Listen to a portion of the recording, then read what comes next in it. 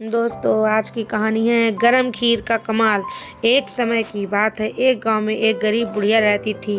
वह पूरी तरह से अकेले रहा करती थी। उसका कोई भी नहीं था, ना बाल बच्चे ना कोई रिश्तेदार। सुबह शाम लोगों के छोटे मोटे काम किया करती थी, जिसके चलते लोग उसको पैसे, अनाज या खाने पीने का सामान दे दिया करते थे, जिसको खा पी कर वह अपना जीवन बिताया करती थी।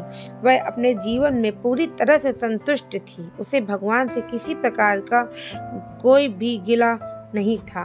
दूसरों के सामान के कारण बुढ़िया का घर पूरी तरह सामान से भरा हुआ था। एक बार की बात है, वे अपने घर को सामान को धूप दिखा रही थी। उस समय वहां से दो चोर जा रहे थे। जब उन्होंने देखा कि बुढ़िया के घर में तरह तरह का सामान भरा हुआ है, तो उन्हें बड़ा लालच आया और वे सोचने लगे, इस घर में तो बुढ़िया अकेली रहती है, क्यों ना हम आकर उसके घर को ही साफ कर दें।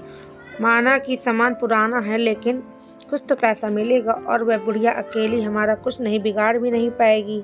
चोरों ने बुढ़िया के घर को अच्छी तरह से देख लिया और समझ लिया कि उन्हें किस तरह से बुढ़िया के घर की सफाई करनी है।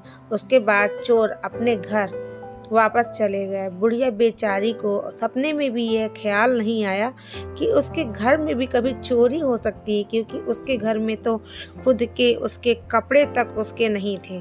सब कुछ गांव वाले उसे दिया करते थे, जो वह अपने घर में रख लेती थी।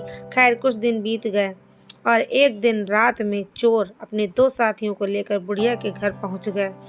कमाल की बात यह थी कि उस दिन सरपंच ने बुढ़िया को चावल, दूध और चीनी दी थी और बुढ़िया बहुत खुश थी। बुढ़िया ने खुशी खुशी अपने लिए खीर बनाई और खीर बनाकर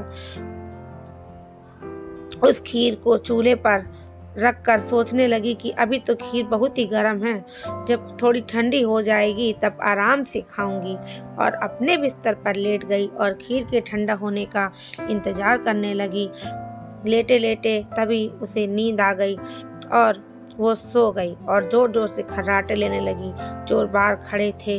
बुढ़िया के खर्राटे की आवाज़ सुनते ही उन्होंने सोचा कि चलो अब रास्ता साफ हो गया और अब हम आराम से बुढ़िया का घर साफ कर सकते हैं। वह सब जल्दी जल्दी आकर बुढ़िया के घर में सामान तलाशने लगे, परंतु कमाल की बात यह थी कि उन्होंने जो देखा था वह बिल्कुल गलत था।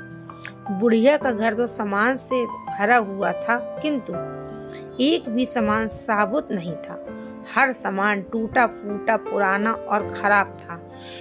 सब चोर बड़े दुखी हुए और बुढ़िया को बहुत गालियां देने लगे। वह बोले, देखो कितनी दुष्ट बुढ़िया है, आराम से सो रही है और हम बेचारे इतनी मेहनत कर रहे हैं। तभी दूसरे चोर की नजर चूल्हे पर रखी गरम गरम खीर पर पड़ी। गरम गरम खीर को देखकर चोर ने कहा, चलो बुढ़िया के घर कुछ तो नहीं मिला, कम से कम खीर तो है।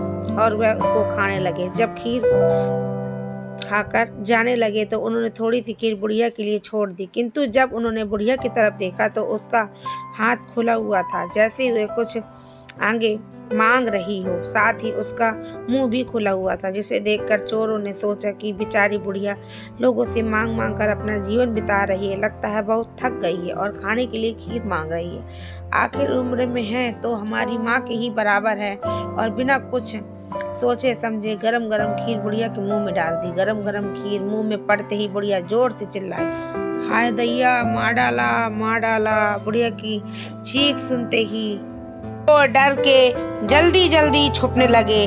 जिसने मुंह में खीर डाली थी वह ऊपर जाकर छिप गया और एक चारपाई के नीचे और एक चारपाई के दाएं। बुढ़िया की चीख सुनकर ही गांव वाले बुढ़िया के घर आ गए और पूछने लगे, क्या हुआ माँ? बुढ़िया बोली, मुझे क्या पता, ऊपर वाला जाने। ये सुनते ही ऊपर छिपा हुआ चोर बोला, अरे भला मैं क्यों जानूं, तुम्हारी चारपाई के नीचे छिपा हुआ चोर ना जाने। यह सुनते ही चारपाई के नीचे वाला चोर बोला, मैं ही क्यों जानूं, चारपाई के दाएं छुपा हुआ चोर क्यों ना जाने। और इस तरह से तीनों चोरों ने खुद ही अपना पता गांव वालों को बता दिया और फिर गांव वालों ने उन्हें पकड़कर खूब पिटाई करी और वापस भेज दिया। उसके बाद से चोरों ने कान पकड़ लिया कि आज के बाद वह कभी चोरी नहीं करेंगे।